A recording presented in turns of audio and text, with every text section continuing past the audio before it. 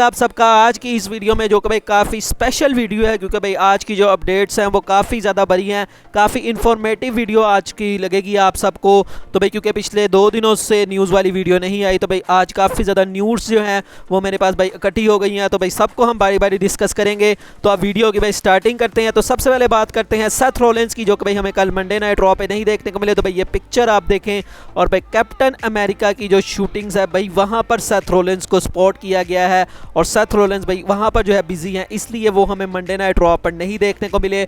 और उनकी भाई ये जो चीज़ है मतलब ये जो वो एक्टिंग वगैरह कर रहे हैं, उसकी वजह से भाई ये जो टेप था आज हमें वर्जन सारा दिखाई दिया।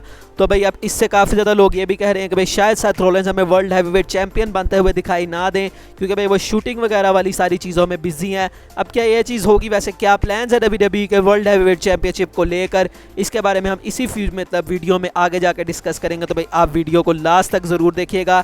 अगली स्टोरी की तरफ बढ़ते हैं, और भाई रेसल ओप्स की आप ट्वीट देखें भाई, जहां पर वो बता रहे हैं कि लिव मॉर्गन इंजर्ड हो चुकी हैं, और इसी वजह से कल हमने मंडे नाइट रॉ पर भी देखा कि जो टैग टीम चैंपियनशिप्स का मैच था वो कैंसिल करना पड़ा। अब भाई उनको क्या इंजरी है इसके बारे में अभी कोई रिपोर्ट नहीं आई कि किस तरह की उनको इंजरी है, लेकिन एक गुड न्यूज़ ये है कि भाई जो इंजरी जो भी है वो इंजरी ज़्यादा कोई मतलब ख़तरनाक नहीं है, और बहुत जल्द लिव मॉर्गन हमें दोबारा देखने को मिल जाएगी। अगर कोई सीरियस सिचुएशन होती तो यहाँ पर उनके जो टाइटल्स हैं वो ख़तरे में पड़ सकते थे, और मे भी उनसे टाइटल ले भी लिए जाते हैं, या रकेल को कोई नया पार्टनर दे दिया जाता, लेकिन WWE ने फ़िलहाल ऐसा नहीं किया। तो हमें उम्मीद यही है कि लिव मॉर्गन भाई जल्द ही हमें दोबारा से देखने को भी मिल जाएंगे। नेक्स्ट दोस्तों अब कुछ सैड न्यूज़ की बात करते हैं। तो सबसे पहले जॉन सीना के बारे में बात करते हैं। तो रिसेंटली जॉन सीना ने एक इंटरव्यू में अपनी रेसलिंग स्किल से मुतल्लिक, और भाई अब वो किस तरह से अपने आप को फील करते हैं उसके बारे में क्या कहा। उन्होंने कहा कि मेरी जो बॉडी है अब भाई वो दिन ब दिन जो है वो घटती जा रही है, और अब मैं उस तरह की चीज़ परफॉर्म नहीं कर सकता जिस तरह से मैं पहले परफॉर्म करता था, और भाई मैं ऑडियंस को इस तरह का प्रोडक्ट नहीं देना चाहता। मतलब उनका जो प्रोडक्ट अब जो कि काफ़ी नीचे गिर गया है, तो उन्होंने कहा कि भाई मैं वो चीज़ कभी भी रेसलिंग को जो है वो नहीं देना चाहूँगा। उन्होंने कहा all I know is pain, कि भाई वो अब इस चीज़ को करने में उतनी जो है वो मतलब कंफर्टेबल फील नहीं करते, जबकि और भी भाई सुपरस्टार हैं जो उनसे ज़्यादा एज के हैं, लेकिन भाई वो चीज़ वो अभी तक परफॉर्म कर रहे हैं, लेकिन भाई सीना की जो बॉडी है वो अब उनको उस चीज़ की इजाज़त नहीं देती।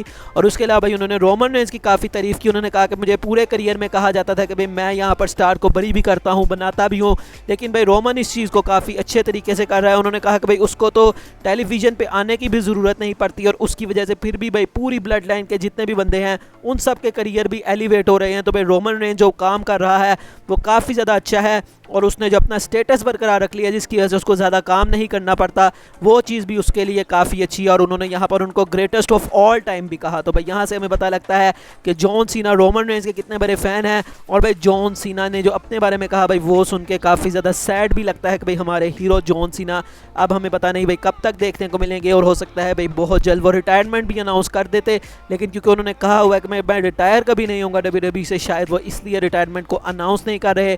अदरवाइज भाई उनकी बॉडी अब उनको इजाज़त नहीं देती कि वो WWE में कम्पीट कर सकें। अगली सैड न्यूज़ भी भाई रैंडी ऑर्टन से जुड़ी है। तो भाई रिसेंटली रैंडी ऑर्टन के जो फादर बॉब ऑर्टन हैं उन्होंने इस चीज़ को रिवील किया कि जो डॉक्टर्स हैं उन्होंने रैंडी ऑर्टन को कहा है कि भाई तुम अपनी जो रिंग है भाई उसके अंदर आप कम्पीट मत करो, मतलब तुम रिटायरमेंट ले लो WWE से, और तुम्हें अगर भाई अपनी लाइफ का जो है वो चाहिए तो भाई तुम्हें अब ये चीज़ नहीं करनी चाहिए। लेकिन उन्होंने यहाँ पर यह भी कहा कि भाई जो रैंडी ऑर्टन है वो ट्रेनिंग वगैरह सब कुछ कर रहा है, और भाई वो किसी की बात नहीं मानता, और अगर उसने एक चीज़ ठान ली है कि भाई उसको WWE में जाना है तो भाई वो जाके रहेगा। रिसेंट में हमने भाई ये एग्जाम्पल्स देखी हैं डैनियल ब्रायन एज के केस में, लेकिन भाई रैंडी ऑर्टन आई थिंक भाई जब एज और डैनियल ब्रायन को ये मसला हुआ था, शुरू हुआ था, तो भाई तब उनकी एज कम थी। अब अगर रैंडी ऑर्टन भाई इस तरह की चीज़ करते हैं और कुछ मतलब साल अगर भाई इस चीज़ में उनको भी लग जाते हैं जिस तरह एज और ब्रायन को लगे, तो भाई फिर उनकी एज काफ़ी ज़्यादा हो जाएगी, फिर मुझे नहीं लगता कि वो रिटायर हों और रिटर्न करेंगे। लेकिन भाई ये भी काफ़ी एक सैड चीज़ है रैंडी ऑर्टन के फैंस के लिए, लेकिन हम होप करेंगे कि भाई वो जल्द ही दोबारा से आ जाएँ, और भाई जिस तरह से वो हमें इंटरटेन करते हैं वो हमें करते हुए फिर से दिखाई दे। ब्रेव वाइट के बारे में बात करते हैं। तो भाई ब्रेव वाइट के बारे में भी एक सैड न्यूज़ है। तो अब रिपोर्ट ये है दोस्तों, PW इंसाइडर की तरफ से बताया जा रहा है कि भाई WWE की जो इंटरनल रोस्टर लिस्ट होती है वहाँ पर ब्रे वाइट को कहीं पर भी सपोर्ट नहीं किया गया। और लास्ट वीक भाई यहाँ पर कुछ मतलब के दिखाए भी गए थे भाई, कुछ स्केलेटन्स वगैरह दिखाए गए थे और सबको लगा कि भाई शायद वो ब्रे वाइट से लिंक था, लेकिन भाई वो यहाँ पर ब्रे वाइट से कहीं किसी भी तरह से जो है लिंक्ड नहीं थे। तो भाई WWE मतलब यहाँ पर जो फैंस वगैरह भाई सबको यहाँ पर गलतफहमी हुई कि शायद भाई वो ब्रे वाइट को टीज़ किया जा रहा है, लेकिन भाई इस तरह का कुछ भी नहीं है। और भाई जो ब्रे वाइट की सिचुएशन है वो अब मज़ीद जो है वो बुरी से बुरी होती जा रही है। अगली स्टोरी की तरफ बढ़ते हैं और भाई नाइट ऑफ चैंपियंस में कौन जीतेगा, कौन बनेगा first ever world heavyweight champion, तो भाई इसके बारे में अब रिपोर्ट आई है। तो भाई हमें सबको तो यही लग रहा है कि भाई काफ़ी इजी जो है वो चीज़ है, लेकिन भाई ये चीज़ इतनी भी जो है वो इजी नहीं है। तो रिपोर्ट क्या है, तो भाई रिपोर्ट ये है कि एजे स्टाइल्स के लिए काफ़ी ज़्यादा जो इंटरनल बंदे हैं भाई वो काफ़ी ज़्यादा रूट कर रहे हैं कि भाई एजे स्टाइल्स को बनाया जाए first ever world heavyweight champion. लेकिन दूसरी तरफ कुछ बंदे ऐसे भी हैं जो कि ये कह रहे हैं कि भाई सेथ रोलेंस इस टाइम फ़ैन फेवरेट है और भाई फैंस यहाँ पर ये चाहते हैं कि सेथ रोलेंस को बनाया जाए the new world heavyweight champion. लेकिन भाई यहाँ पर कन्फ्यूजन काफ़ी ज़्यादा है और भाई रिपोर्ट ये बता रही है कि भाई ये चीज़ इतनी सिंपल नहीं है जितनी फैंस इसको जो है वो समझ रहे हैं कि भाई हाँ भाई सेथ रोलेंस जीत जाएगा, या जो लोग कह रहे हैं कि भाई स्टाइल्स ही जीतेगा, रोलेंस तो अब जीतेगा ही नहीं। तो भाई अभी तक WWE इस चीज़ में कन्फ्यूजन में ही है कि भाई किसको जो है WWE यहाँ पर जिताएगी। तो अब देखते हैं बहरहाल भाई इसकी जो फाइनल रिजल्ट है वो क्या आता है और भाई कब WWE फाइनली इस चीज़ को मतलब कि लॉक कर लेती है कि भाई कौन उनको बनाना, मतलब किसको बनाना है उनको the first ever world heavyweight champion. तो भाई आप किसको देखना चाहेंगे first ever world heavyweight champion, तो भाई आप इसके बारे में मुझे कमेंट सेक्शन में बताएं। हम बढ़ते हैं दोस्तों अपनी अगली स्टोरी की तरफ और मनी इन द बैंक के कैश इन के बारे में अब हम बात करते हैं। तो भाई अकॉर्डिंग टू रिपोर्ट्स बताया जा रहा है कि इस साल का जो मनी इन द बैंक है वो कैश इन होने वाला है WWE universal champion Roman Reigns पर नहीं, बल्कि वर्ल्ड हैवीवेट चैंपियन पर। तो भाई जो भी वर्ल्ड हैवीवेट चैंपियन बनेगा उसके ऊपर कैश इन होने वाला है ये मतलब money in the bank brief case. और भाई अभी तक रिपोर्ट्स में सबसे ज़्यादा जो नाम है कि कौन जीतेगा मनी इन द बैंक वो LA नाइट का है। उसके अलावा भाई कोई बंदा करीब भी नहीं आया अभी तक LA नाइट के। लेकिन भाई LA नाइट की अभी रिसेंट में कोई इतनी बुकिंग खास चल नहीं रही कि भाई हमें लग रहा हो कि भाई वो ये चीज़ कर सकते हैं, लेकिन रिपोर्ट आ रही है कि भाई उनका फ्यूचर काफ़ी अच्छा है। तो देखते हैं बहरहाल क्या LA नाइट वो चीज़ कर पाते हैं या नहीं। कोडी रोड्स के बारे में बात करते हैं। तो भाई कोडी रोड्स ने जब से WWE में अपना रिटर्न किया है तो भाई सब लोग उनको चैंपियन बनते हुए देखना चाहते हैं, लेकिन भाई यहाँ पर भी एक सैड न्यूज़ है। तो भाई काफ़ी सैड न्यूज़ आज की वीडियोज़ में है। तो भाई यहाँ पर भी एक सैड न्यूज़ है। तो भाई अकॉर्डिंग टू रिपोर्ट्स बताया जा रहा है कि भाई 2023 में कोई भी चैंपियनशिप कोडी रोड्स के पास नहीं जाने वाली, मतलब कोई भी चैंपियनशिप नहीं जाने वाली।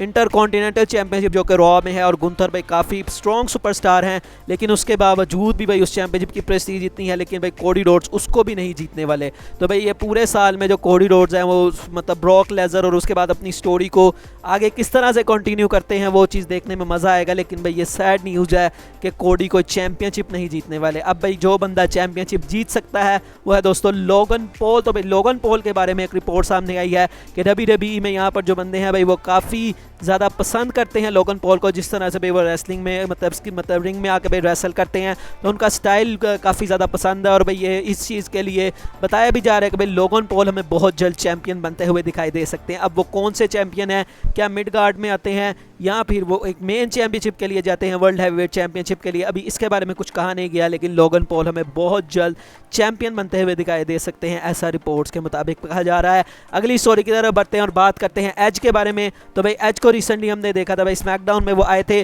तो अब भाई हमें एक चीज़ समझ नहीं आ रही कि भाई व्हाट्स नेक्स्ट फॉर एज।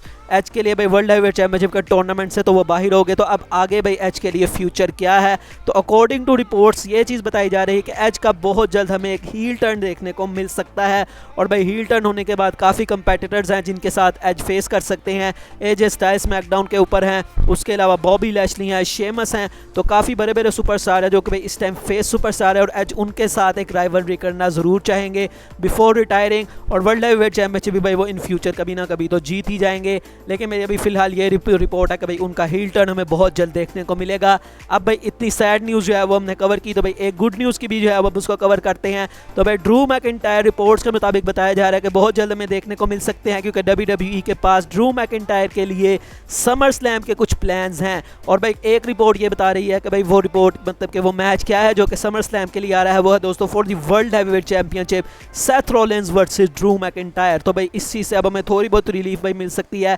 पिछली काफ़ी देर से मैकिंटायर के बारे में सिर्फ नेगेटिव रिपोर्ट्स आ रही थी, लेकिन भाई अब एक पॉजिटिव रिपोर्ट भी आई है कि वो बहुत जल्द हमें WWE में देखने को मिल सकते हैं। तो हम होप करेंगे कि वो जल्द ही हमें देखने को भी मिल जाए। नेक्स्ट दोस्तों अब हम मुस्तफ़ा अली के बारे में बात करते हैं। तो भाई रेट्रीब्यूशन आप सबको याद होगी, जब कोरोना का टाइम था तो भाई वहाँ पर उन्होंने डेब्यू की था और भाई जब वो आए थे तो कितने इंप्रेसिव लग रहे थे कि पता नहीं क्या ही कर लेंगे, और उसके बाद भाई एकदम से फुस हो गए। तो मुस्तफ़ा अली ने इसके बारे में कहा कि भाई वो चीज़ इतनी भी बुरी नहीं थी, लेकिन भाई ये चीज़ इसलिए काम नहीं आई क्योंकि भाई हमें कभी बताया ही नहीं गया कि रेट्रीब्यूशन आई क्यों, मतलब क्यों ये जो अटैक्स थे सारे और जो भी वो करते थे भाई वो क्यों हुआ। तो मैं मतलब उन्होंने यहाँ पर स्टोरी लाइन को लैग करने वाली चीज़ कही कि भाई स्टोरी लाइन में मज़ीद हमने कुछ दिखाया ही नहीं कि भाई वो चीज़ क्यों हुई, इस वजह से जो रेट्रीब्यूशन है भाई वो फेल हो गई।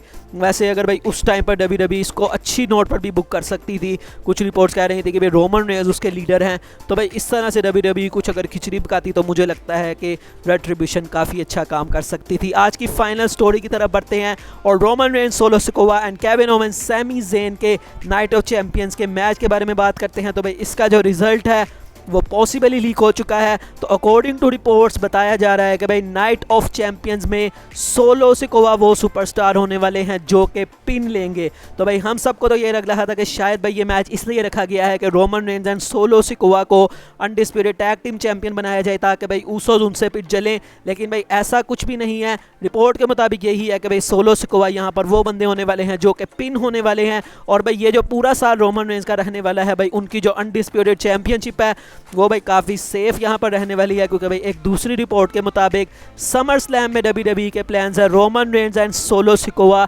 वर्सेस दी ऊसोस के मैच करवाने की। और भाई ये मैच किसी टाइटल के लिए नहीं होने वाला, मतलब विदाउट टाइटल्स ये मैच होने वाला है। तो भाई इससे काफ़ी हद तक हम कह सकते हैं कि Roman Reigns and solo Sikoa को नाइट ऑफ चैंपियंस में सिर्फ इसलिए डाला जा रहा है ताकि भाई ऊसोस के साथ उनकी स्टोरी लाइन चलाई जा सके, ना कि इसलिए कि उनको चैंपियनशिप जितवाई जा सके। जितवाने का WWE का कोई भी प्लान नहीं है, क्योंकि भाई अगर वो टैग टीम चैंपियन भी रोमन को दे देंगे तो भाई रोमन कभी कभी आते हैं, तो भाई उसकी वजह से जो टैग टीम चैंपियनशिप है भाई एक और चैंपियनशिप स्मैकडाउन पे काम हो जाएगी जो कि भाई WWE यहाँ पर अफोर्ड नहीं कर सकती। तो अभी तक ये प्लान है कि Roman Reigns and solo Sikoa face करेंगे दी ऊसोस को एट समर स्लैम। तो भाई 2023 का ये साल मुझे लगता है कि भाई पूरा यहाँ पर ब्लड लाइन को तोड़ने में ही लगा रहेगा, और रोमन रेंज की जो अनडिस्प्यूटेड WWE यूनिवर्सल चैंपियनशिप है उसकी काफ़ी कम हमें डिफेंसेस देखने को मिलेंगे, जो कि भाई काफ़ी एक सैड चीज़ है। इतनी बड़ी जब आपकी रेन हो जाए उसके बाद भाई इस तरह से आप गायब हो जाओ और भाई दो तीन चार पेपीवीज़ आप अपनी टाइटल डिफेंड ना करो, काफ़ी ये बकवास चीज़ है। लेकिन भाई ये पूरा साल आई थिंक ब्लड लाइन के लिए जाने वाला है, और मैं भी भाई रेसलमेनिया में फिर दरोक आके उस चीज़ को ख़त्म करें। तो भाई बाकी आपका क्या रिएक्शन है इसके बारे में आप मुझे बताएं। वीडियो यही तक थी, अच्छी लगी हो तो लाइक कीजिएगा, चैनल को सब्सक्राइब लाजमी कीजिएगा। मिलेंगे नेक्स्ट वीडियो में, तब तक के लिए अल्लाह हाफिज़।